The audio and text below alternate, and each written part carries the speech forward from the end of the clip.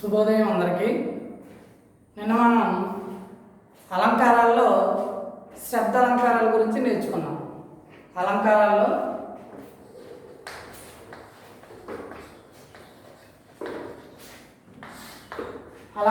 నిన్న మనం శబ్ద అలంకారాల గురించి నేర్చుకున్నాం.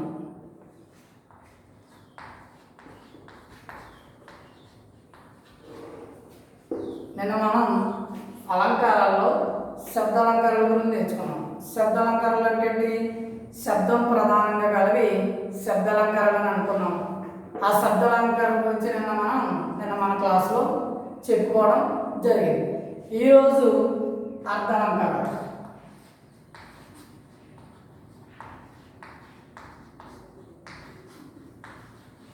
ఈరోజు అర్థాలంకారాల గురించి మాట్లాడుకుందాం. అర్థాలంకారాలు అంటే ఏంటంటే అర్థం ప్రధానంగా కలిగిన అలంకారాలని అర్థాలంకారాలు అంటారు. అర్థం ప్రధానంగా కలిగిన అలంకారాలని అర్థాలంకారాలు అంటారు. దీంట్లో మొట్టమొదటి అలంకారం ఉపమాలంకారం.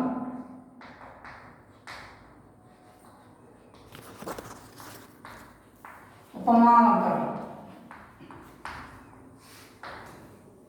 అర్థాలంకారాల్లో మొట్టమొదటి అలంకారం ఉపమాలంకారం. ఇప్పుడు ఉపమాలంకారం అంటే ఏంటి చూద్దాం. ఉపమాన ఉపమేయములకు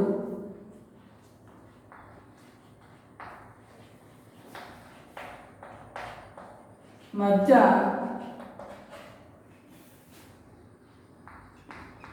చక్కని పోలికను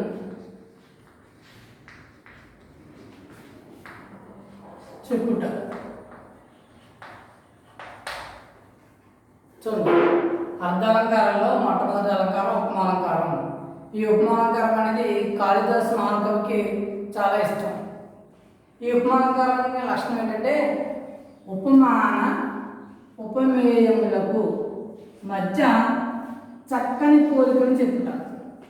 ఉపమాన ఉపమేయములకు మధ్య చక్కని పోలికను చెప్పుట. అయితే ఈ ఉపమాలంకారంలో ఉన్న ఈ ఉపమానం అంటే ఏమిటి, ఉపమేయం అంటే ఏమిటి మనకి తెలియాలి. దీనిలో 4 భాగాలు ఉంటాయి.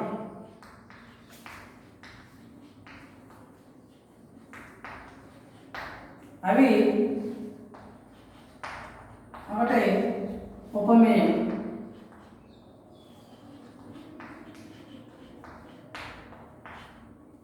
2 ఉపమానం,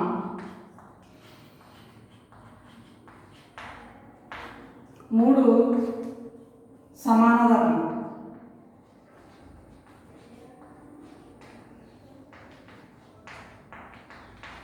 4 ఉపమానవాచకం.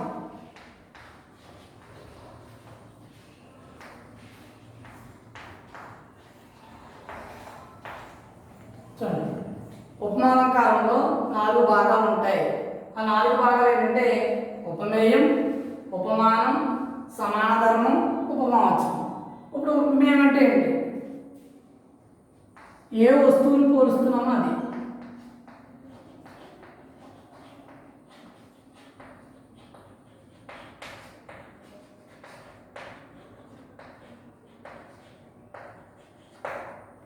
ఉపమేయం అంటే ఏంటంటే ఏ వస్తువుని పోలుస్తున్నామో దాన్ని ఉపమేయం అంటాం. ఉపమానం దేనితో పోలుస్తున్నామో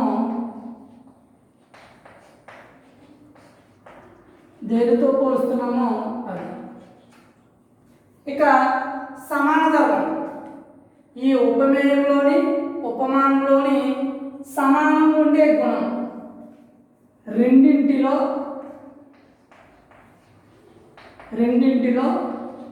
సమాన గుణం.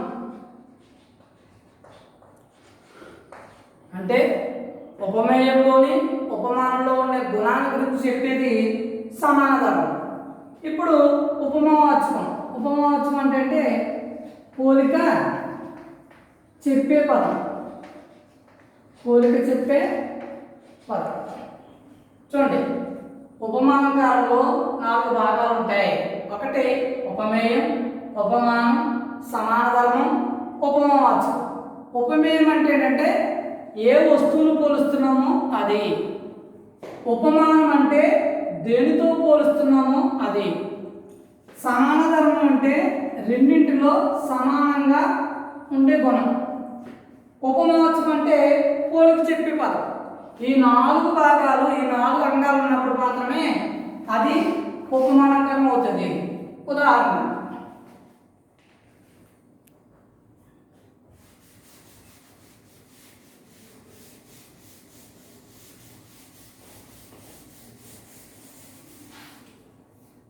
చూడండి,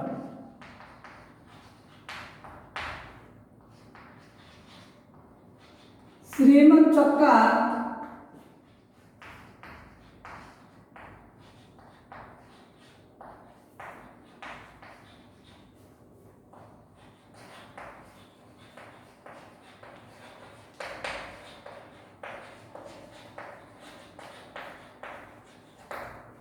చూడండి, ఉపమానానికి ఉదాహరణ, శ్రీమంత్ చొక్కా మల్లె పువ్వులాగా తెల్లగా ఉంది. దీంట్లో ఇందాక చెప్పుకున్నాం కదా మనం, ఉపమేయం అంటే ఏ వస్తువును పోలుస్తున్నామో అది. దీంట్లో ఉపమేయం ఏది?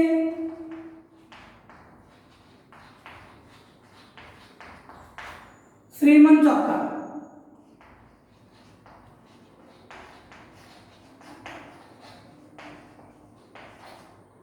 ఉపమానం అంటే ఏంటి?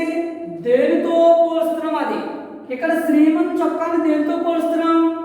మల్లె పువ్వు. ఉపమానం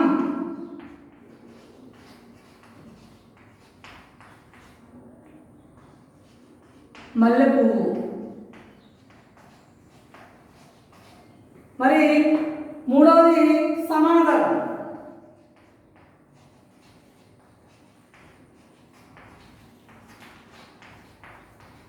అంటే ఉపమేయంలోని ఉపమానంలోని సమానంగా ఉండే గుణం. ఈ రెండింటిలో సమానంగా ఉంటాయి అన్నది ఏంటి? తెల్లగా. ఏంటి? శ్రీమంత్ చొక్కాను మల్లె పువ్వులు రెండు ఎలా ఉన్నాయి? తెల్లగా ఉన్నాయి. తెల్లగా. ఇక ఉపమావాచకం.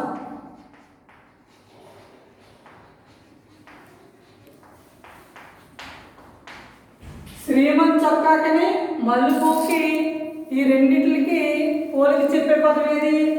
లాగా. ఎలాగా? లాగా. అదే అర్థమైందండి. ఉపమానకారం అంటే ఏంటంటే ఉపమాన ఉపమేయములకు మధ్య చక్కని పోలికను చెప్పుట. ఉపమాన ఉపమేయములకు మధ్య చక్కని పోలికను చెప్పుట. దీన్ని ఉపమానంకారం అంటారు. దీన్ని ఏమంటారు? ఉపమానంకారం. ఇక్కడ ఇచ్చిన ఉదాహరణ చూడండి, శ్రీమంత్ చొక్కా మల్లె పువ్వులాగా తెల్లగా ఉంది. శ్రీమంత్ చొక్కా అంట మల్లె పువ్వులాగా తెల్లగా ఉందంట. అంటే శ్రీమంత్ చొక్కా ఉపమేయమైనటువంటి శ్రీమంత్ చొక్కాను ఉపమానమైనటువంటి మల్లె పువ్వుకి మధ్య పోల్చి చెప్పాడు. శ్రీమంత్ చొక్కాని మల్లె పువ్వుని పోలిక చేసి చెప్పాడు అనమాట. అంటే శ్రీమంత్ చొక్కా మల్లె పువ్వులా ఉందని పోల్చి చెప్పడం అనేది ఉపమానంకారం అయింది. ఇక రెండవది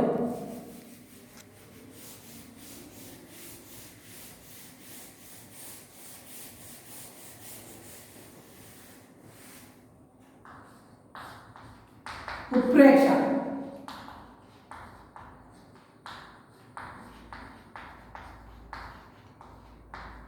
ఉత్ప్రేక్ష అంటాం.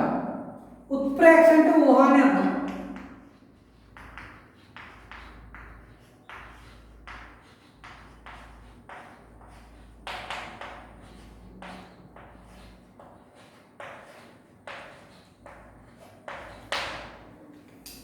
ఉత్ప్రేక్ష అనగా ఊహ. అంటే ఉత్ప్రేక్ష అలంకారం అంటే ఏంటంటే ఊహించి చెప్పుట. ఉత్ప్రేక్ష అలంకారం అంటే ఏంటి? ఊహించుట. ఊహించుట. ఉత్ప్రేక్ష అలంకారం అనగా ఊహించి చెప్పుట. దేన్ని ఊహించి చెప్పుట? ఉపమేయాన్ని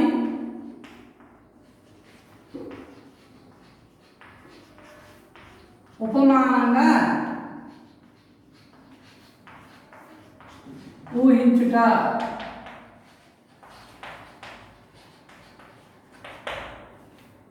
ఉపమేయాన్ని ఉపమానంగా ఊహించి చెప్పుట. ఎంత అనుకున్నాం కదా మనం. ఉపమేయం అంటే ఏంటి? ఏ వస్తువును పోలుస్తున్నామో అది. ఉపమానం అంటే ఏంటి?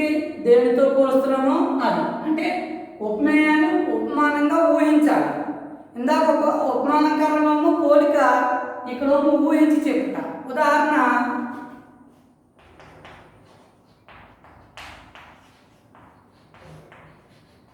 ఆ ఏనుగు నల్ల కొండయ్య అన్నట్లుంది.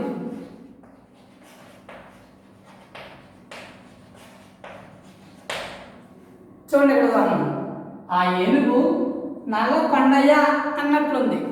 ఇక్కడ ఉపమేయం ఏది? ఏనుగు. ఏనుగేంటి? ఉపమేయం. నల్లకొండ ఉపమానం.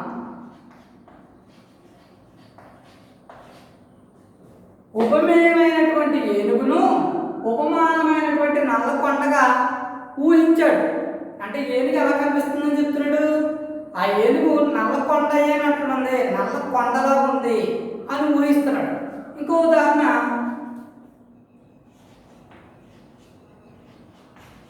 ఆ వెన్నెల పాల వెల్లియో ఉన్నట్లుంది.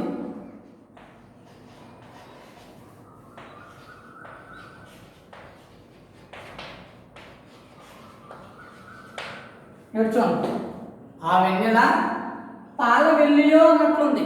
ఇక్కడ వెన్నెల అంటే వెన్నెల, పాల వెల్లి అంటే పాల సముద్రం.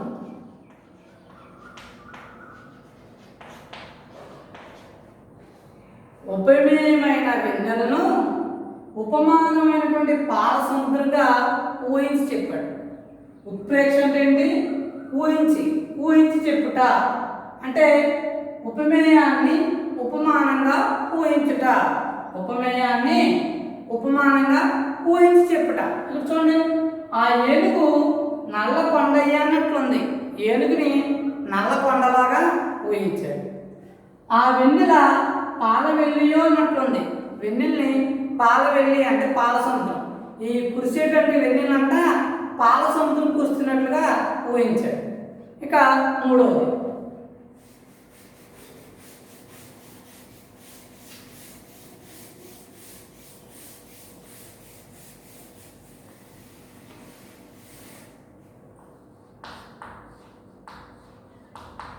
అతిశయోక్తి. అతిశయోక్తి, అతి అంటే ఎక్కువ. అతి అంటే ఏంటి? ఎక్కువ. అతిశయోక్తి అంటే ఏంటి? ఎక్కువ. అంటే ఉన్న విషయాన్ని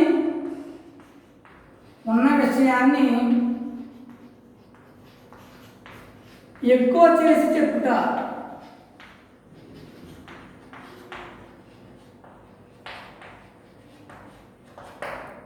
ఉన్న విషయాన్ని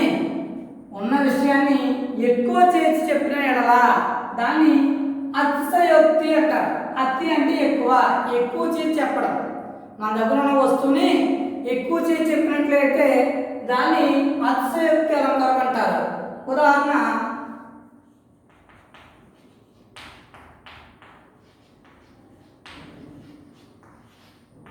మా చెల్లి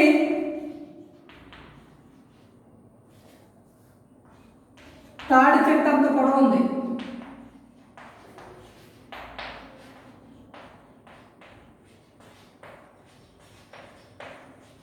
ఇక్కడ చూడండి, అతిశయోక్తి అంటే ఏంటంటే ఉన్న విషయాన్ని ఎక్కువ చేసి చెప్పడం.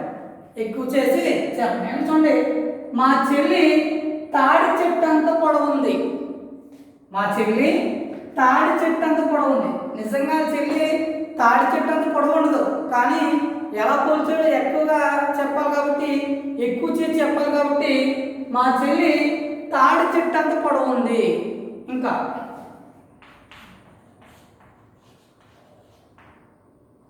మా నగరంలోని మేడలు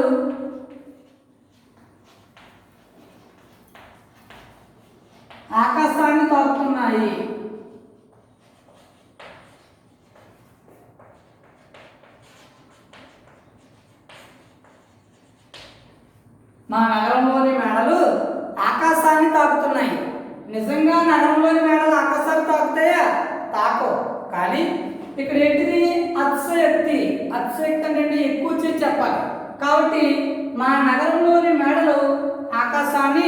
తాకుతున్నాయి.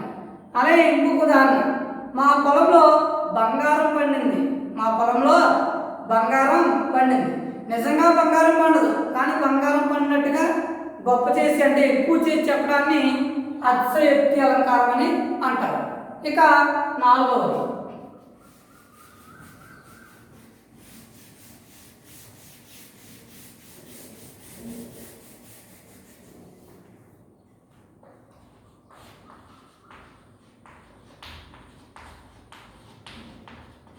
రూపకాలంకారం. రూపకాలంకారం ఏంటంటే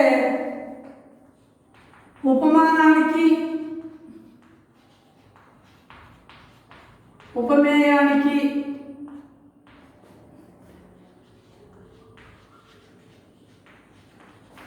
మధ్య అభేదం చెప్పుట.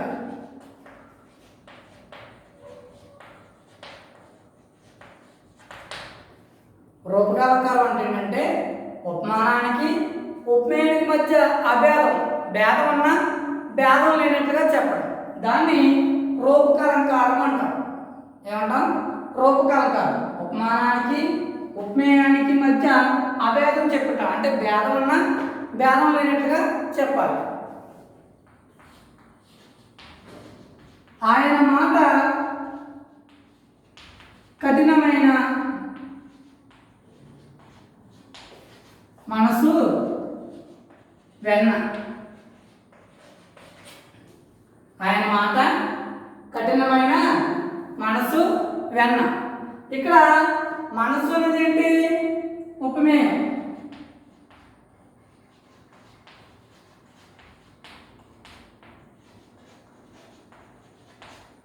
వెన్న అనేది ఉపమానం.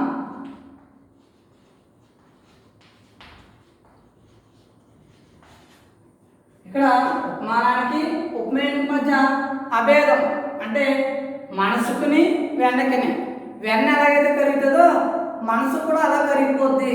ఆయన మనసు వెన్న లాంటిది. వెన్న ఎలాగైతే త్వరగా కరిగిపోద్దో ఆయన మనసు కూడా అలాగే కరిగిపోద్ది అని భేదం చెప్తున్నాడు. ఉపమేయమైనటువంటి మనసుకుని ఉపమానమైనటువంటి వెన్నకిని భేదం చెప్తున్నాడు. అలాగే ఇంకొక ఉదాహరణ,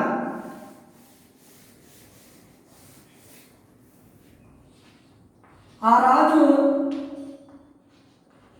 మూడవ కన్ను లేని శివుడు.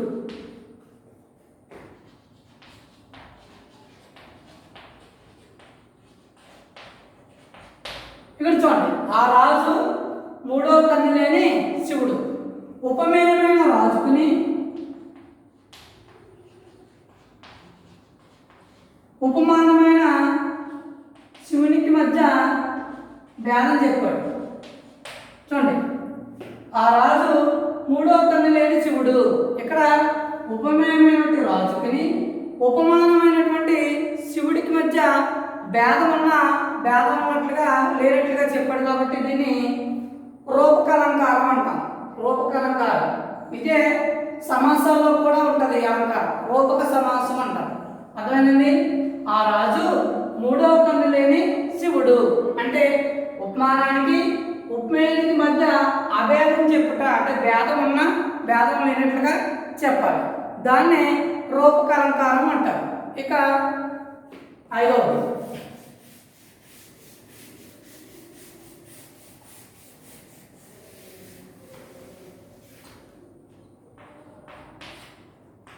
అర్థంతరన్యాస.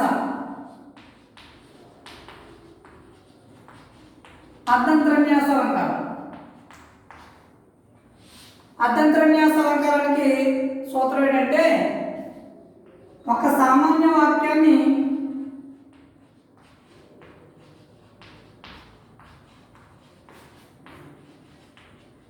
విశేష వాక్యం చేత కానీ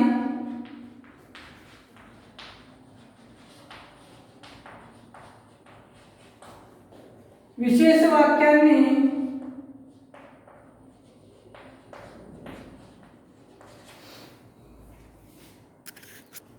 ఒక సామాన్య వాక్యాన్ని విశేష వాక్యం చేత కానీ విశేష వాక్యాన్ని సామాన్య వాక్యం చేత కానీ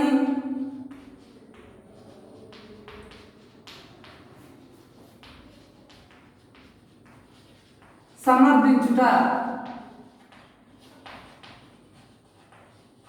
చూడండి ఇక్కడ అర్థాంతర న్యాస అలంకారం అంటే ఒక సామాన్య వాక్యాన్ని విశేష వాక్యం చేత కానీ లేదా విశేష వాక్యాన్ని సామాన్య వాక్యం చేత కానీ సమర్థించి చెప్పాలి. ఉదాహరణ, హనుమంతుడు సముద్రమును దాటెను. హనుమంతుడు సముద్రాన్ని దాటెను. మహాత్ములకు సాధ్యం కానిది లేదు కదా.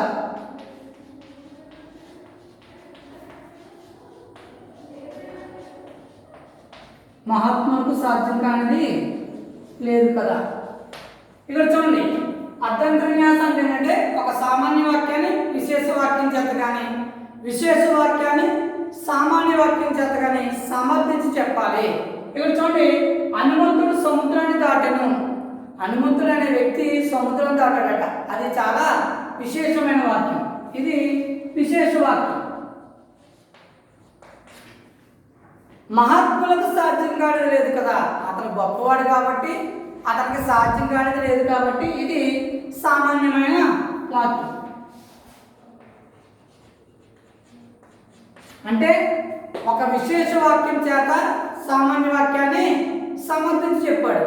అంటే అర్థాంతర న్యాస అలంకారం చెప్పాను కదా, ఒక సామాన్య వాక్యాన్ని విశేషం చేత కానీ విశేష వాక్యాన్ని సామాన్యం చేత కానీ సమర్థించాలి. ఇక్కడ ఒక విశేష వాక్యాన్ని ఒక సామాన్య వాక్యం చేత సమర్థించి చెప్పాడు కాబట్టి ఇది అర్థాంతర న్యాస అలంకారం. ఇక చివరిది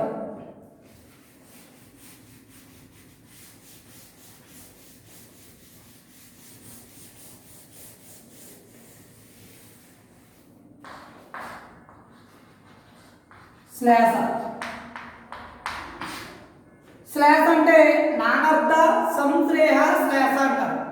అనేక అర్థాలు ఇచ్చేది శ్లేష అలంకారం.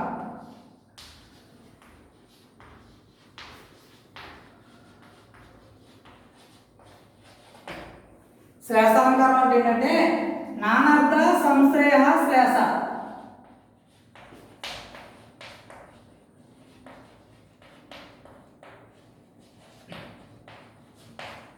అనేక అర్థాలు ఇచ్చేది శ్లేష అలంకారం. ఉదాహరణ, మానవ జీవనం సుకుమారం. మానవ అంటే మనిషి, నవ అంటే ఆధునికమైన, ఆధునిక. మానవ జీవనం సుకుమారం ఒక అర్థం, మనిషి జీవితం సుకుమారమైనది ఒక అర్థం, ఆధునిక జీవనం సుకుమారమైనది ఇంకొక అర్థం. అంటే శ్లేష అలంకారం అంటే అనేక అర్థాలు ఇచ్చినది శ్లేష అలంకారం. ఓకే, ఇక్కడ చూడండి, శ్లేష అలంకారం అంటే అనేక అర్థాలు ఇచ్చినది శ్లేష అలంకారం. ఇక్కడ ఇచ్చిన ఉదాహరణ చూడండి, మానవ జీవనం సుకుమారం. మానవ అంటే మనిషి, నవ అంటే ఆధునికం. అంటే మనిషి జీవనం సుకుమారమైనదని ఒక అర్థం, ఆధునిక జీవనం సుకుమారమైనదని మరొక అర్థం. దీన్ని శ్లేష అలంకారం అని అంటారు. ఇంకొక ఉదాహరణ, రాజు కువలయానందకరుడు.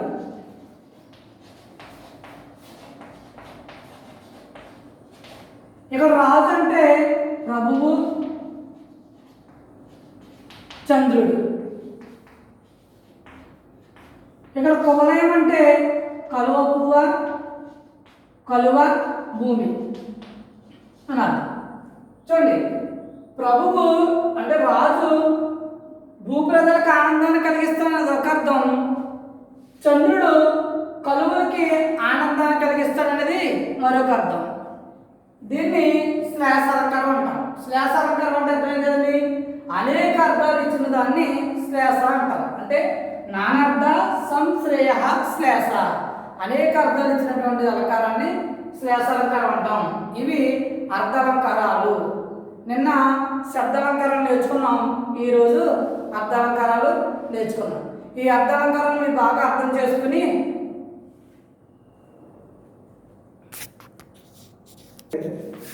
అర్థాలంకారాలు అంటే ఇవి అర్థం ప్రధానంగా కలవి అర్థాలంకారాలు. ఈ రోజుతో అర్థాలంకారాల పాఠం ముగిసింది.